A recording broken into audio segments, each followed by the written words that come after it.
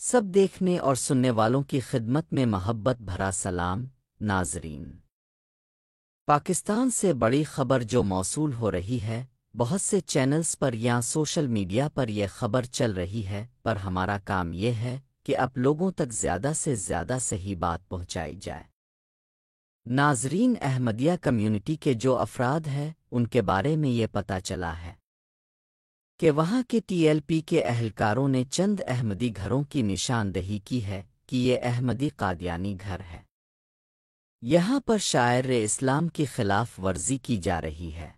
ایک احمدی گھر میں انہوں نے اپنے لوگوں کے ساتھ جا کر تلاشی لی ہے اور احمدی گھر سے ایک قرآن مجید کا نسخہ ملا ہے، اور انہوں نے کہا کہ قرآن مجید کا نسخہ ملا ہے اب کے گھر سے، جو کہ شاعر اسلام کی خلاف ورزی ہے، اور ان کو انہوں نے اریسٹ کر لیا ہے۔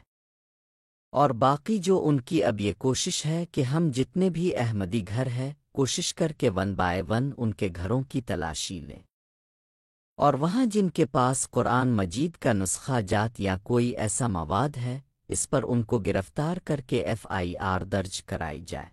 2 احمدی افراد کے متعلق گرفتاری عمل میں آئی ہے جو کنفرم رپورٹ ہے۔ 2 افراد گھر میں موجود تھے جن کے گھر سے قرآن مجید ملا ہے، اور اس پر پولیس کا کوئی موقف سامنے نہیں آیا۔ 2 افراد کے متعلق اطلاع ہے کہ ان کو گھر سے گرفتار کر لیا گیا ہے۔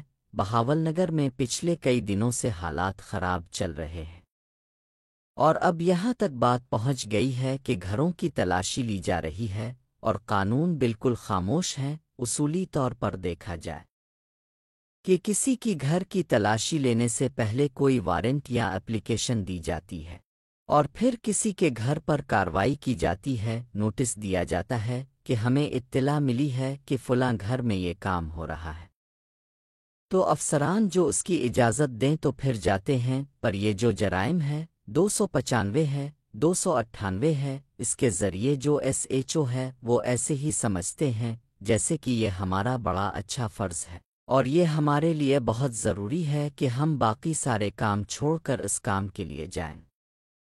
اس کام کے لیے نہ کوئی وارنٹ لیے ہوگے، نہ کوئی بات چیت کی ہوگی کسی ایک آدھ بندے کی نشاندہی پر کہ کچھ لوگ احمدیہ کمیونٹی کے یہاں پر رہتے ہیں، یہ شاعر اسلام کی خلاف ورزی کرتے ہوں گے۔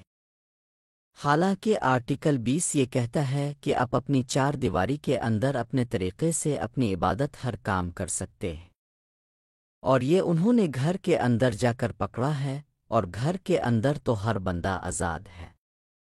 اب کسی ہندو کے گھر جائے گے تو ہندو جو ہے کسی کی مورتی رکھ کر عبادت کر رہا ہوگا، اور اگر کسی کرسچن کے گھر جائے گے تو میری کی تصویر لگائی ہوگی، کرسچن اپنی طرح سے عبادت کر رہے ہوگے۔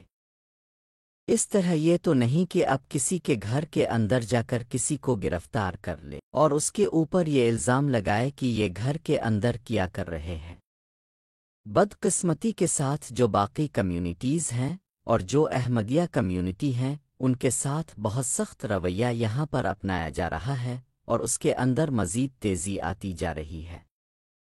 ابھی تک صرف گرفتاری کی اطلاع ملی تھی، مگر کچھ دیر پہلے FIR بھی سامنے آ گئی ہے جو چینل پر پوسٹ میں اپلوڈ کر دی گئی ہے۔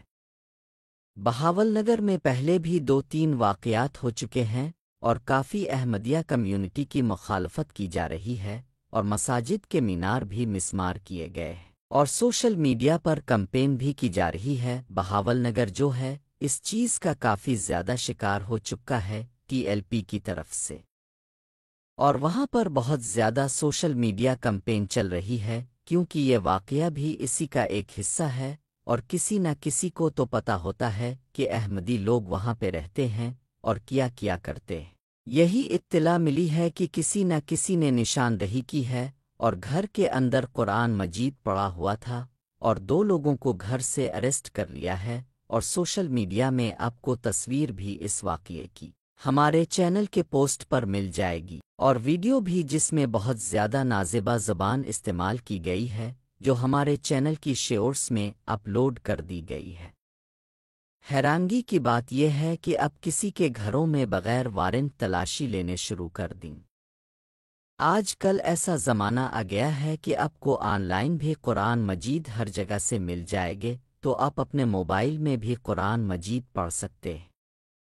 اور جہالت کا یہ معیار ہے کہ اگر آپ کسی کے گھر میں داخل ہوئے ہیں تو اس سے پہلے آپ کو عدالت سے وارنٹ لینے چاہئیں یا FIR کاٹنی چاہیے، کوئی نہ کوئی ایسا اجازت نامہ ہونا چاہیے۔ یورپ میں بھی جب پولیس کسی کے گھر پر جاتی ہے تو باقاعدہ اجازت لے کر کسی کے گھر جاتی ہے، لیکن خیر وہ پاکستان ہے، وہاں کچھ بھی ہو سکتا ہے۔ اب آہستہ آہستہ پاکستان میں مسئلہ یہ بنا ہوا ہے کہ ایک شہر میں یہ مسئلہ ہوتا ہے تو ساتھ ہی دوسرے شہر میں یہ مسئلہ شروع ہو جاتا ہے، پھر تیسرے میں، چوتھے میں، اور جہاں تک مذہبی آزادی کا جو مسئلہ ہے وہ اب سب کو پتہ ہے کہ کہاں تک پہنچ چکا ہے۔